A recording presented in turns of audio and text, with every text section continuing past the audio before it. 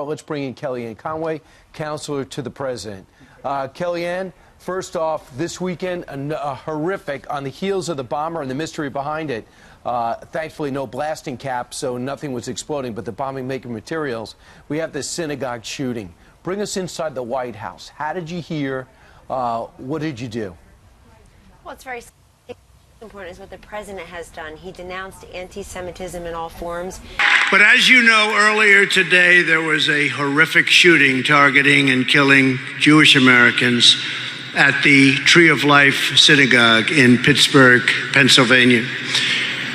The shooter is in custody, and federal authorities have been dispatched to support state and local police and conduct a full and thorough federal investigation.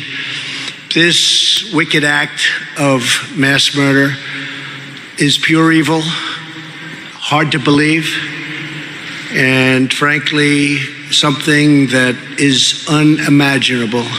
Our nation and the world are shocked and stunned by the grief. This was an anti-Semitic act. You wouldn't think this would be possible in this day and age, but we just don't seem to learn from the past.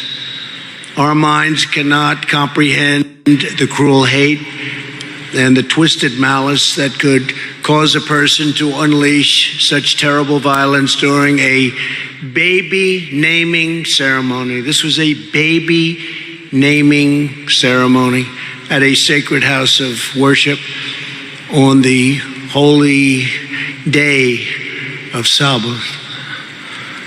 Anti-Semitism and the widespread persecution of Jews represents one of the ugliest and darkest features of human history.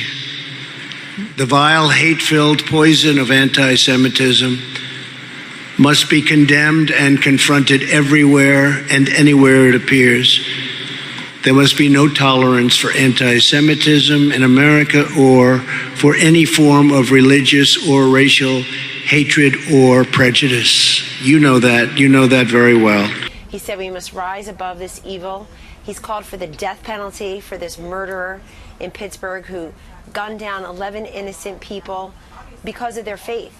And he said the word and anti-Semitism, anti-Semite, any number of times, and that's really the lesson from Pittsburgh, everyone. I can't believe on these shows yesterday and over the weekend, people are politicians pointing the finger, media making it about themselves. Cut it out and recognize that this man went in there to, quote, kill Jews. And that has got to be the lesson, certainly a lesson to my 4 school-age children, that there's evil in this world and that people were gunned down because of their faith, because of their Jewish faith.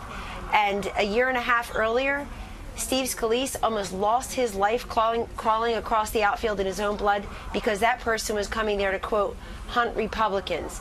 You've got to call it what it is. This president is asking us to rise above it and asking us to come together and unify as a nation. And anybody who's saying he isn't listening. Well, you know what they were saying yesterday, Kellyanne? They were saying that the president's rhetoric was responsible for the rise of political violence, just raising the temperature in America. Yeah, that's really unfortunate.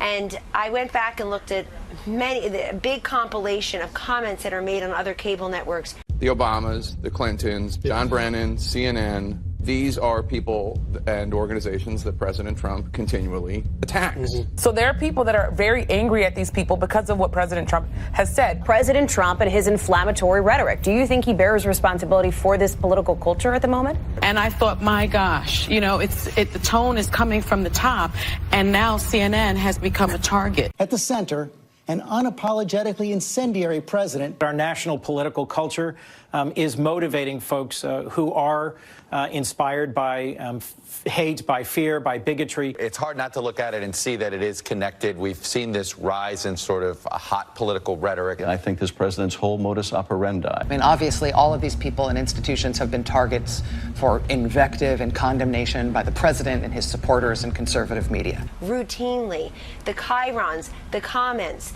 I won't even repeat the insults because it gives them oxygen. It gives them much higher ratings that they would also otherwise get in their own shows.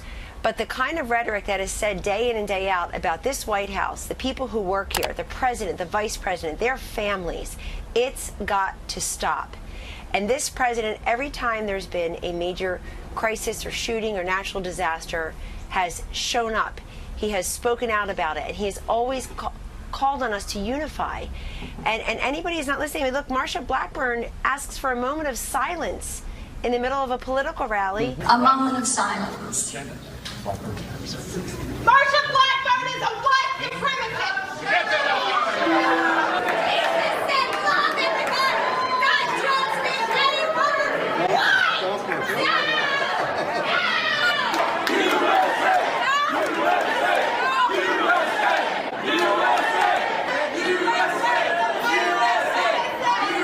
And people are screaming during the moment of silence, screaming, by the way, epithets and things that aren't true about her, and yet being disrespectful to the 11 people who lost their lives.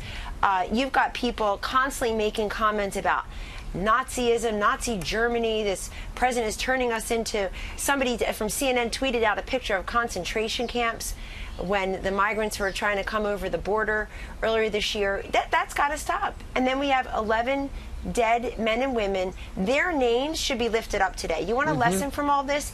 Teach your kids about anti-Semitism, the evil in the world, because they were Jewish, and remember their names and their service. I love reading about these people. That's what needs to be done today.